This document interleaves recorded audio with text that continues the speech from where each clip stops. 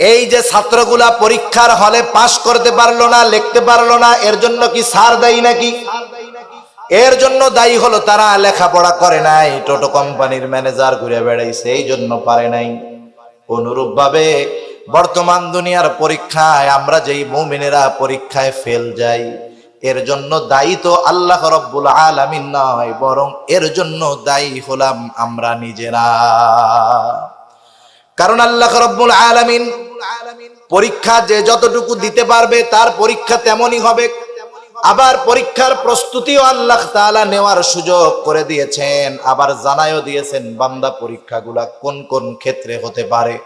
আল্লাহ তাআলা কোরআনুল কারীমের সূরা বাকারার মধ্যে বলেন, ওয়ালা নাবলুওয়ান্নাকুম বিশাইইম মিনাল খাউফি ওয়াল জু'i ওয়া নাকসিম মিনাল আমওয়ালি ওয়াল আনফুসি ওয়াস সামারাত। আল্লাহ রাব্বুল আলামিন বলেন, ওয়ালা নাবলুওয়ান্নাকুম, আমি অবশ্যই তোমাদের পরীক্ষা নিব। আল্লাহ তাআলা অবশ্যই আমাদের পরীক্ষা নিবেন। আমরা যদি জিজ্ঞাসা করি আল্লাহ কোন কোন বিষয়ের কিভাবে পরীক্ষা নিবেন, আল্লাহ বলেন, বান্দা বিশাইইম মিনাল খাউফ, তোমারে কিছু ভয় দিয়া পরীক্ষা নিব। আর কি দিয়া পরীক্ষা নিবেন আল্লাহ বলেন, ওয়াল জু', ক্ষুধা তথা খাদ্য অভাব দিয়ে আমি আল্লাহ তোমার পরীক্ষা নিব। ওয়া নাকসিম মিনাল আমওয়াল, আল্লাহ বলে বান্দা তোমার কিছু সম্পদের লসের দ্বারা পরীক্ষা নিব। ওয়াল আনফুস, তোমার জীবনের ক্ষতির দ্বারা আমি আল্লাহ পরীক্ষা নিব। ওয়াস সামারাত, আমার বান্দা ফসলের ক্ষতির মাধ্যমে পরীক্ষা নিব। এখন আল্লাহ বলেন, এই পরীক্ষাগুলায় যারা উত্তীর্ণ হয়ে যাবে, কারণ পরীক্ষা বিপদ আপদ মুসিবত এটা আল্লাহর তরফ থেকেই আসে। আল্লাহ তাআলাই আমাদের সকল প্রকার কল্যাণ দেন, আল্লাহ তাআলাই আমাদের সকল প্রকার অকল্যাণ দেন। বলেন, তাকদীরের ভালো মন্দ, এই দুনিয়ার সুখ শান্তি স্বাচ্ছন্দ্য কষ্ট ক্লেশ সব কার তরফ থেকে আসে? জোরে বলে। তাহলে আমাদের পরীক্ষায় এই বিপদে মুসিবতে আল্লাহই ফালাইছেন। কেন ফালাইছেন? আল্লাহ তাআলা পরীক্ষা করতে চান, ও আমার গোলাম, আমি আল্লাহই তোমাকে শান্তিতে রাখি, আমি আল্লাহই তোমাকে কষ্ট দেই। আমি দেখতে চাই এই মুসিবতে পড়ে তুমি আমি আল্লাহকে ডাকো নাকি তুমি তোমার বাবাকে ডাকো। আল্লাহ দেখতে চায় যে পরীক্ষায় পড়ার পরে বিপদে পড়ে কারে ডাকে। বিপদ আপদ মুসিবত জীবনে তো ছোট ছোট বহুত আসে। একজন হোঁচট খেয়া পড়ছে, এটাও তার একটা মুসিবত। মুসলিম শরীফের হাদিস, মুমিনের পায়ে যদি একটা কাঁটাও ফুটে এর কারণেও তার সগীরা গুনাহ মাফ হয়েছিল। হ্যাঁ, এই আষাঢ় খাইতেছে, মনে করেন আষাঢ় খায় না মানুষ, দৌড় দিয়া বৃষ্টির দিন কাদা যে জায়গায় আছে দেখবেন আষাঢ় খায়। যার অভ্যাস যেরকম আষাঢ় খাওয়ার পরে তার আচরণ হয় সেরকম। দেখবেন আষাঢ় খাইয়া কেউ কয় ও আল্লাহ, আষাঢ় খাওয়ার পরে কেউ কয় ও, পরে কেউ বলে ও আব্বা ও বাবা। আষাঢ় খাওয়ার পরে কেউ আল্লাহরেও ডাকে না, বাপ মারেও ডাকে না, আর এক বাবারে ডাকে, আছে না নাই? তাহলে আষাঢ় খাওয়ার পরে বিপদ আসার পরে মুখ দিয়ে আল্লাহ শব্দ আসাটা এটা যেন তেন ব্যাপার না। কারণ কানেকশন যার সাথে আছে বিপদের সময় তার কথা তার নামটা আগে মুখ দিয়ে আসে, ঠিক কিনা বল? এজন্য মুমিন যখন বিপদে পড়ে আগে মাজারে মানত করে না, আগে ডাকে কাকে? জোরে বলেন। কারণ মুমিনকে আল্লাহ তাআলা জানায় দিয়েছেন, ও আমার গোলাম, বিপদ তো আমি দিয়েছি, পরীক্ষা করতেছি যে বিপদে পড়ে তুমি কি করো। আবার আল্লাহ এও জানায় দিলেন, বান্দা বিপদে তো সাহায্যের প্রয়োজন, তুমি সাহায্য যখন প্রয়োজন তুমি কি করবা। আল্লাহ তাআলা বলেন, ইয়া আইয়ুহাল্লাযীনা আমানুস্তাঈনু বিস-সাবরি ওয়াস-সালাহ ইন্নাল্লাহা মা'আস-সাবিরিন। আল্লাহ তাআলা ঈমানদারদেরকে উদ্দেশ্য করে বলেন, হে ঈমানদারেরা, বিপদ আপদ মুসিবতে সাহায্যের প্রয়োজন, ইস্তাঈনু, আমি আল্লাহ তাআলার কাছে সাহায্য চাও। আল্লাহ হলেন আহকামুল হাকিমিন। আপনাদের এলাকার মাননীয় মন্ত্রী মহোদয়ের কাছে আপনারা যদি কেউ কোনো বিপদে সহযোগিতা চাওয়ার জন্য ইচ্ছা করেন, বলেন তো মন চাইলেই গিয়া মন্ত্রী সাহেবের কাছে সাহায্য চাওয়া যাবে নাকি? আপনি প্রথম এই এলাকার মেম্বার সাহেবকে বলবেন, ও মেম্বার সাহেব, আমি একটু আমাদের মন্ত্রী সাহেবের সাথে একদিন দেখা করতে চাই। মেম্বারে কত কেজি তেল মারা লাগবে তার ঠিক নাই। মেম্বার 2-4 কেজি তেল মারার পরে এরপরে যাবে চেয়ারম্যানের কাছে। চেয়ারম্যান রে যায় বলবে আমার এলাকার একজন এমপি সাহেবের সাথে কথা কইতে চাই, ব্যবস্থা করে দেন। এবার চেয়ারম্যান রে তেল মারতে মারতে সে ফোন দিবে এমপির পিএস রে। এমপির পিএস কে তেল মারতে মারতে 1 বছর পরে গিয়া হয়তো বলবে আচ্ছা ঠিক আছে এবার বাড়িতে আসতেছ, ওনারে আসতে কইও। যখন আপনি আপনার অসুবিধার কথা নিয়ে যাবেন, 1 বছর আগের অসুবিধা, গেলেন 1 বছর পরে, ঢোকার সময় পিএস বলে টাইম কিন্তু 1 মিনিট, 1 মিনিটের মধ্যে বলে শেষ করবা। 1 মিনিট তো এমপি সাহেবের সারা জীবনে ডাইরেক্ট কথা বলার সুযোগ হয় নাই। দেখা সাক্ষাৎ হইলো, সালাম কালাম জিজ্ঞেস করতেই তো 3 মিনিট শেষ, ঠিক কিনা বলেন? বিসমিল্লাহ পড়তেই কারি আব্দুল বাসিতের 5 মিনিট শেষ, তাই কোরআন শরীফ পড়তে তো আরো 1 ঘন্টা লাগবে। আপনি ঢুইকাই সালাম কালামে 2 মিনিট শেষ, ওই পাশ দিয়া পিএস ডাক যায় তাড়াতাড়ি বেরে তাড়াতাড়ি বেরে। আপনি আপনার আসল কথাটাই বলার সুযোগ পাইলেন না, ঠিক কিনা বলেন? তাহলে দেখেন দুনিয়ার একজন এমপি সাহেবের সাথে, মন্ত্রী সাহেবের সাথে নিজের প্রয়োজনের কথা বলতে কত প্রসেস, কত সময়ের প্রয়োজন হয়, কত পদ্ধতির প্রয়োজন হয়, আবার মন খুলে বলাও যায় না। কিন্তু আহকামুল হাকিমিন রব্বুল আরশিল আজিম, আমার আপনার খালেক রাজাধিরাজ রব্বুল আলামিনের সাথে কথা বলার কত সুযোগ। সে আল্লাহ তাআলাই সরাসরি বলতেছে মুমিন আমি আল্লাহর কাছে সাহায্য চাও, দুনিয়ার কোনো ভায়া মাধ্যম তোমার ধরা লাগবে না, 2টা পদ্ধতি অবলম্বন করবা। সেটা কি? আল্লাহ বলেন ইস্তাঈনু বিস-সাবরি ওয়াস-সালাহ, সবর এবং সালাত, ধৈর্য এবং নামাজের মাধ্যমে আমি আল্লাহর কাছে সাহায্য চাও। তোমার কোনো মাজারে যাওয়া লাগবে না, কোনো পীরের দরবারে যাওয়া লাগবে না।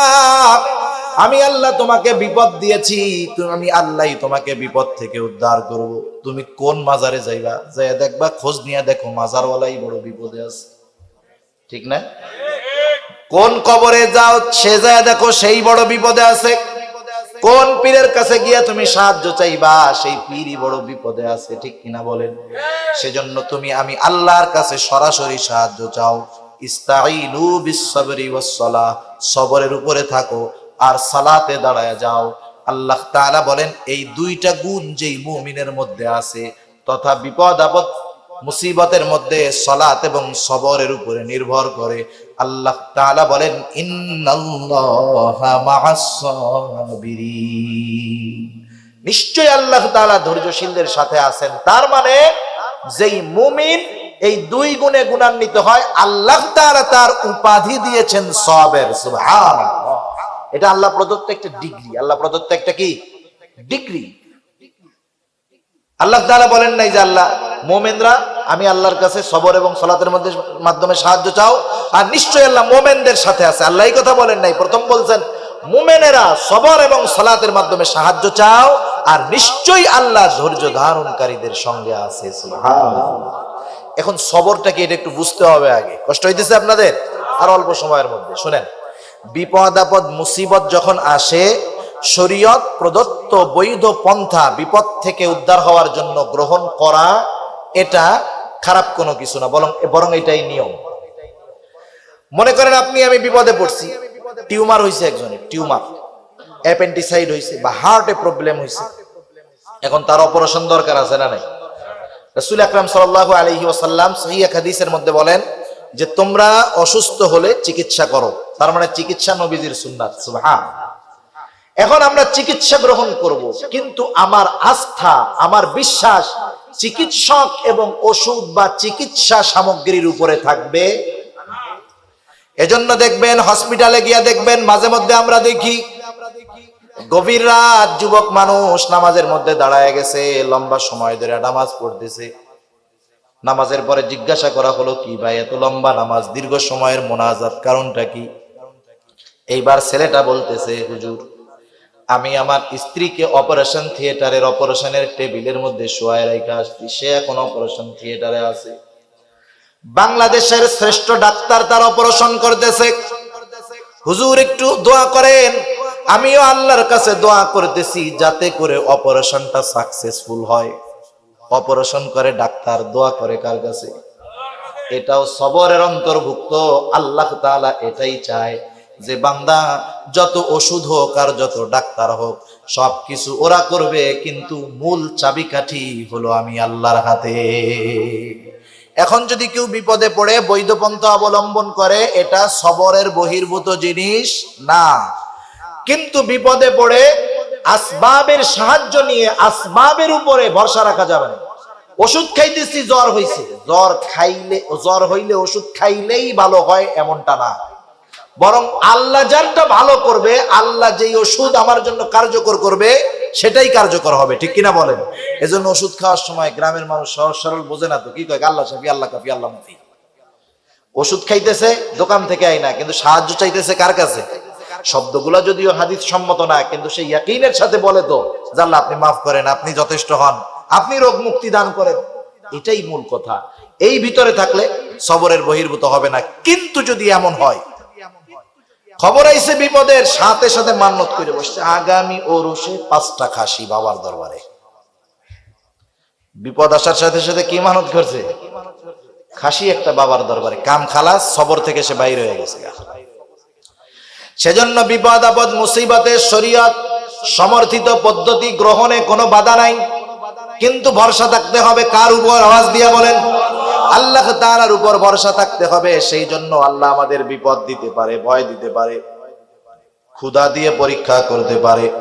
আল্লাহ তাআলা মালের ক্ষতি, জানের ক্ষতি, ফসলের ক্ষতি দিয়ে পরীক্ষা করতে পারে। এই বিপদ আপদ মুসিবত যখন আসবে, শরীয়ত সমর্থিত পদ্ধতি গ্রহণ করব, আল্লাহর কাছে সাহায্য চাবো।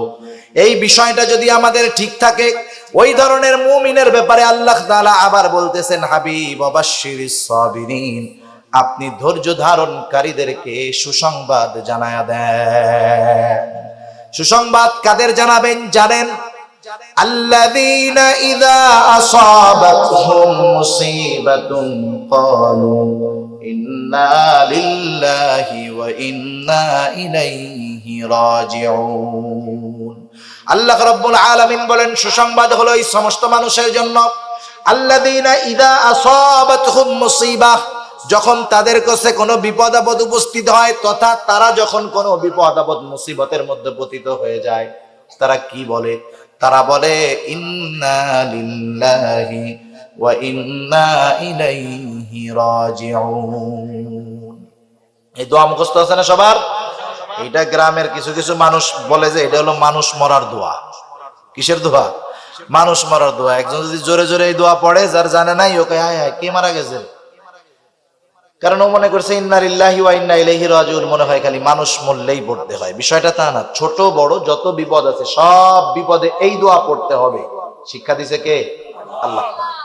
এই দোয়ার সাথে আরেকটা হাদিস আছে রাসূল সাল্লাল্লাহু আলাইহি ওয়াসাল্লামের, এর সাথে একটা ঘটনা আছে। আমি অল্প সময়ের মধ্যে এটা বলে আলোচনা শেষ করব, 10 মিনিটের মধ্যে ইনশাআল্লাহ। রাসূল আকরাম সাল্লাল্লাহু আলাইহি ওয়াসাল্লামের একজন সহধর্মিণী, ওনার নাম হলো উম্মে সালামা রাদিয়াল্লাহু তাআলা আনহা। নাম কি বলেন? উম্মে সালামা। উম্মে সালামা রাদিয়াল্লাহু তাআলা আনহা, ওনার স্বামীর নাম হলো আবু সালামা। উম্মে সালামা রাদিয়াল্লাহু তাআলা আনহা বলেন, আবু সালামার সাথে আমার সংসার জীবন খুব ভালোভাবে অতিবাহিত হইতেছে। আমাদের আত্মীয় স্বজন কেউ আমাদের সাথে নাই। আমরা স্বামী স্ত্রী, আর আমাদের 2টা সন্তান আছে, আর একটা সন্তান আমার পেটের মধ্যে। আমি ঘরে অবস্থান করি। আমি আবু সালামার সম্পদ এবং সন্তানদের রক্ষণাবেক্ষণ করি, আর আবু সালামা বাহিরের কাজ করে। রাসূলুল্লাহ সাল্লাল্লাহু আলাইহি ওয়াসাল্লামের দরবারে যায়, আল্লাহর নবীর কাছে গিয়া যা কিছু শিখে আসে, আবু সালামা বাসায় এসে আমাকে ওইগুলা আবার শিখায়া দেয়। একদিন আমি ঘরের মধ্যে কাজ করতেছি, হঠাৎ আবু সালামা আল্লাহর রাসূলের দরবার থেকে আসলেন। আজকে আবু সালামার চেহারাটা বড় হাস্য উজ্জ্বল দেখা যায়। আমি জিজ্ঞাসা করলাম, ও আবু সালামা, আপনার চেহারাটা এত হাস্য উজ্জ্বল দেখা যাচ্ছে কেন? আবু সালামা বলে, ও উম্মে সালামা, আজকে রাসূলুল্লাহ সাল্লাল্লাহু আলাইহি ওয়াসাল্লাম আমাদেরকে চমৎকার একটা আমল শিখিয়ে দিয়েছে। বিপদ আপদ মুসিবতে এই আমলটা করার জন্য আমাদেরকে বলা হয়েছে। কি সেই আমল? উম্মে সালামাকে এবার আবু সালামা বলতেছি, শোনো, রাসূলুল্লাহ সাল্লাল্লাহু আলাইহি ওয়াসাল্লাম বলেছে, তোমরা যখন কোনো বিপদ আপদ মুসিবতে পড়বা, সেটা যত ছোট হোক আর যত বড় হোক, সাথে সাথে তোমরা পড়বা ইন্না লিল্লাহি ওয়া ইন্না ইলাইহি রাজিউন। আল্লাহুম্মা আজুরনি ফি মুসিবাতি ওয়া আখলুফ লি খায়রাম মিনহা। এই দোয়াটা তোমরা পড়বা, সহিহ মুসলিমের হাদিস। আল্লাহ রাসূল এটা শিখাই দিয়েছে সাহাবাদেরকে। ইন্না লিল্লাহি ওয়া ইন্না ইলাইহি রাজিউন। ইন্না লিল্লাহ, নিশ্চয়ই আমরা আল্লাহর জন্যই, ওয়া ইন্না ইলাইহি রাজিউন, আবার আমরা আল্লাহর কাছে ফিরে যাব, আল্লাহর কাছেই আমরা প্রবর্তন করব।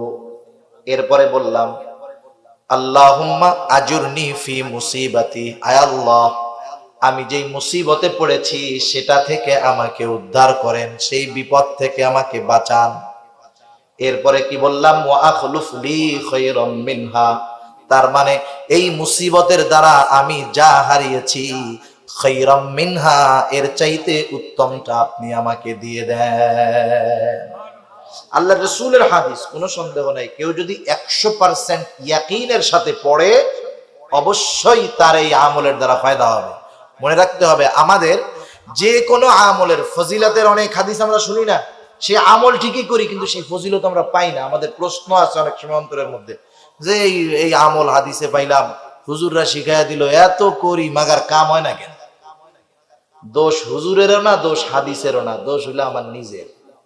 আমি 100% ইয়াকিনের সাথে যদি পড়তে পারি, ইখলাসের সাথে পড়তে পারি, আমার জন্য এটা কাজ করবেই।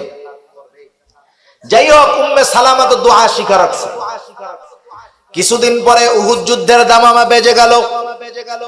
সবার সাথে আবু সালামা উহুদ যুদ্ধে অংশগ্রহণ করলো। দুইটা বর্ণনা, এক বর্ণনা আবু সালামা উহুদ যুদ্ধে শাহাদত বরণ করলো, আর এক বর্ণনায় প্রচন্ড আহত হলো। সে যাই হোক, একদিন হঠাৎ করে আবু সালামা ঘরের মধ্যে ঘরের কাজ করতেছে। উম্মে সালামা হঠাৎ করে একজন দৌড় দিয়া খবর দিয়া গিয়া গেল, ও উম্মে সালামা, তোমার স্বামী আবু সালামা দুনিয়ায় নাই, সে কিন্তু মৃত্যুবরণ করেছে। উম্মে সালামা কাজ করতেছে এমত অবস্থায়। আপনাদের কি মনে হয়, কারো ঘরে দুইটা সন্তান, পেটে আরেকটা সন্তান, দেখার মতো কেউ নেই, এই মুহূর্তে যদি কোনো মেয়ের কাছে খবর আসে, সাথে সাথে আইসা বলে তোমার স্বামী মারা গেছে, বলেন তো সে কি করবে? এক চিৎকার দিয়া হয়তো অজ্ঞান, নাইলে এমন চিৎকার দিবে পাড়ার বুড়া বুড়ি, পুরুষ, যুবক যুবতী যা আছে সব ওই জায়গায় হাজির হবে। ঠিক কিনা বলেন? মাথার চুল চাপড়ানো শুরু করবে, বলবে আমার সব শেষ, সব গেল রে, আমার কি হইব, আমার পোলাপানের কি হইব, সব শেষ, সব শেষ। কিন্তু উম্মে সালামার কাছে যখন আইসা খবর দিল, উম্মে সালামা চুল চাপড়ায় নাই, চিৎকার দেয় নাই। উম্মে সালামা চিৎকার করে নাই, আল্লাহকে অভিযোগ করে নাই, আল্লাহর ব্যাপারে অভিযোগ দায়ের করে নাই যে আল্লাহ আপনি কি করলেন। উম্মে সালামা যখন এই খবরটা শুনলো, বলেন তো একজন স্ত্রী হিসাবে ওই মুহূর্তে উম্মে সালামার কাছে এর চাইতে বড় মুসিবত আর কিছু হতে পারে নাকি? উম্মে সালামা এই খবরটা যখন পাইছে, সাথে সাথে মনে পড়ে গেছে রাসূলুল্লাহ সাল্লাল্লাহু আলাইহি ওয়াসাল্লাম শিখায়া দিয়েছে, স্বামীর কাছ থেকে শিখে রাখছে। সে সাথে সাথে পড়ছে ইন্না লিল্লাহি ওয়া ইন্না ইলাইহি রাজিউন। আল্লাহুম্মা আজুরনি ফি মুসিবাতি ওয়া আখলুফ লি খায়রাম মিনহা। সাথে সাথে পড়ে ফেলছে। উম্মে সালামা রাদিয়াল্লাহু তাআলা আনহা বলেন, আমি তো এই আমলটা করলাম, ইতিমধ্যে আমার পেটের সন্তানও দুনিয়ার মধ্যে আসলো, দিন যায়, আমার অভাব আরো বেড়ে যাইতেছে, খুব কষ্টে আমি দিন যাপন করতেছি।